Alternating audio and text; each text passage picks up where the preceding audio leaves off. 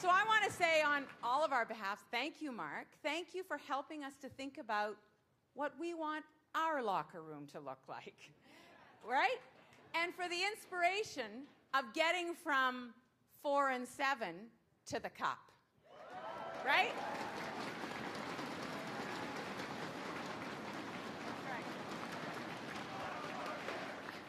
That's the cup.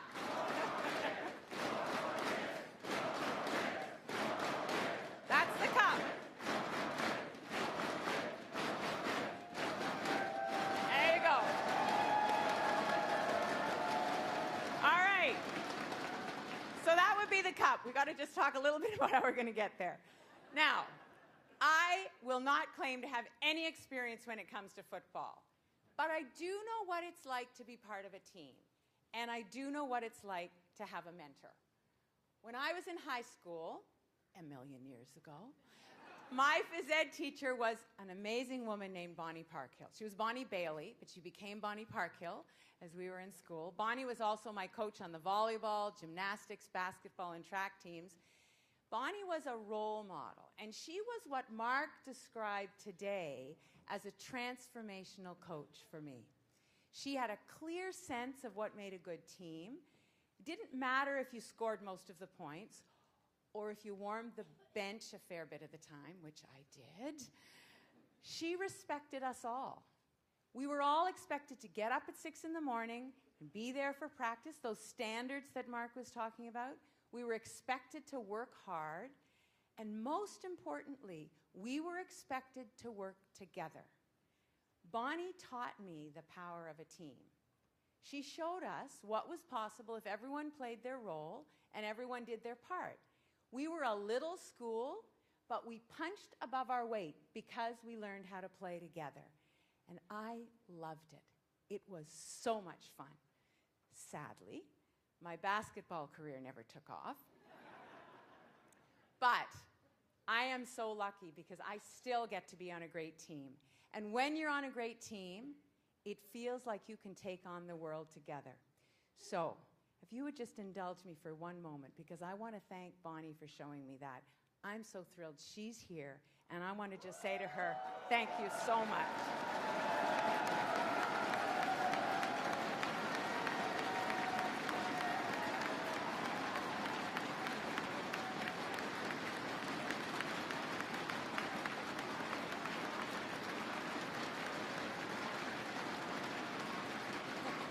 Bonnie, they're all calling for you.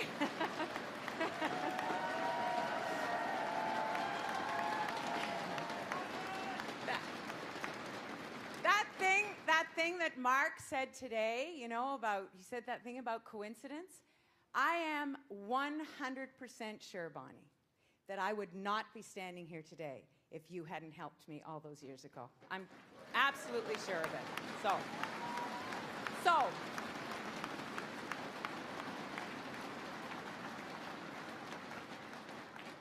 and I want to say to the rest of you, I am so proud to be on your team. We are the Liberal team. We work hard.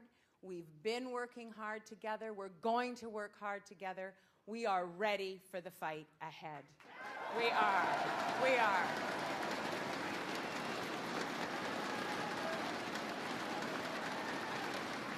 Right. So, we've got 4 months to go, 4 months until the election.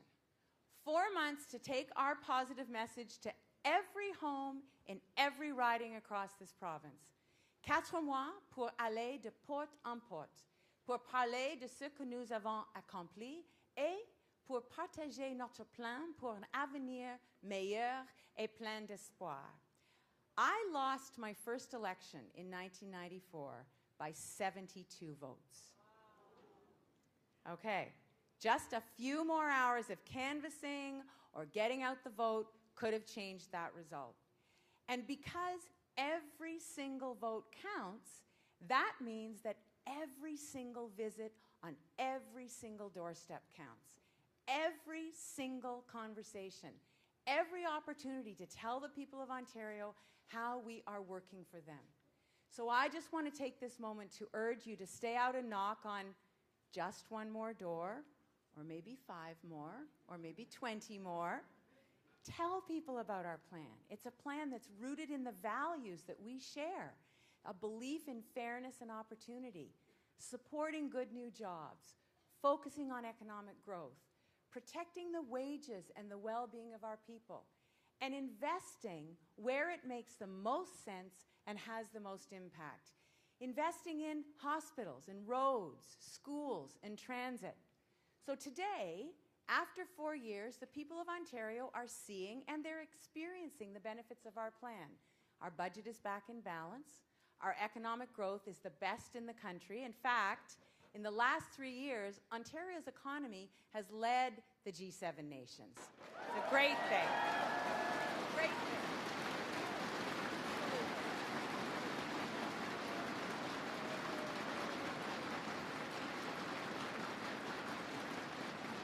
So, because of all of that, more people are back at work than ever. Unemployment in Ontario is at its lowest rate in 17 years. And we should be proud of that as a party and as a province. We should be proud of that. It's a good thing. But here's the thing. We also need to be vigilant. We need to protect and nurture the progress that we've made, because we live in unusual and uncertain times. Our world is changing. It's changing more quickly, and it's changing differently than it ever has before. New technologies are showcasing human ingenuity, but they're also transforming the workplace. And that means that they're putting some existing jobs at risk. Businesses have never been better at creating wealth, but the reality is that that wealth is not being shared fairly. The rich are getting richer, while too many people are being left behind. Trade deals that fuel our economic growth and support good jobs, well, they're now under threat. So, what does that mean for us? It means that we have to work to protect our people, to protect our way of life as best we can. We have to be active, we have to be bold, and we have to do whatever it takes to make sure our province is ready to seize the opportunities of this changing economy. And above all, as Liberals, we must always remember, even at election time, maybe especially at election time, that everything we do, every decision we make, comes down to who we're fighting for. That's what it comes down to.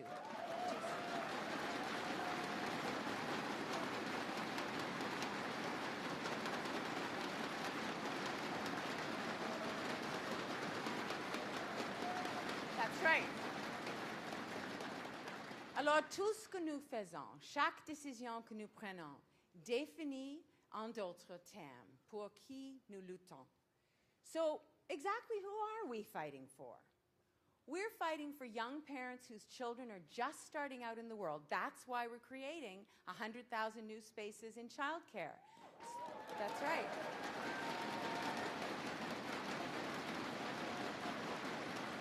So that parents can go back to work when they choose, and more kids can have a great place to learn and grow. That's who we're fighting for. We're fighting for seniors who have given so much and deserve to live their golden years with dignity. That's why we're making sure that people in long-term care are getting more hours of care each day, and it's why we're increasing our funding for critical care and home care. We're fighting for hard-working men and women who want to retire with greater security. We pushed hard for better pensions. We led the way, and now the Improved Canada Pension Plan will pay out more in benefits to millions of retirees. Exactly. Exactly.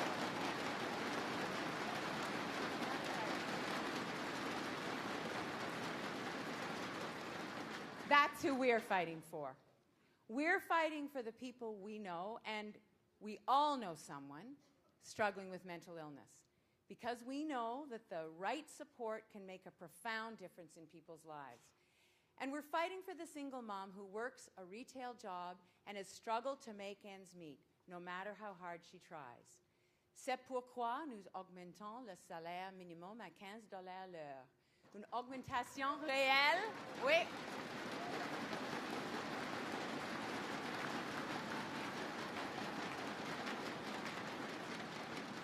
augmentation qui fait une différence dans la vie d'une maman et dans celle de ses enfants, car cela leur donne plus de liberté et plus d'opportunités. Not long ago, the CBC did a story about people here in Ontario who earn the minimum wage. And the reporter went to a soup kitchen, the kind of place that traditionally supports the homeless. But in recent times, what they've been finding is that they're serving more and more people with minimum wage jobs. These are men and women who work 40 hours a week and still can't afford to eat. Just think about that. So here's what I believe. In a province as prosperous as Ontario, people who work a full-time job should not have to worry about where their next meal is coming from.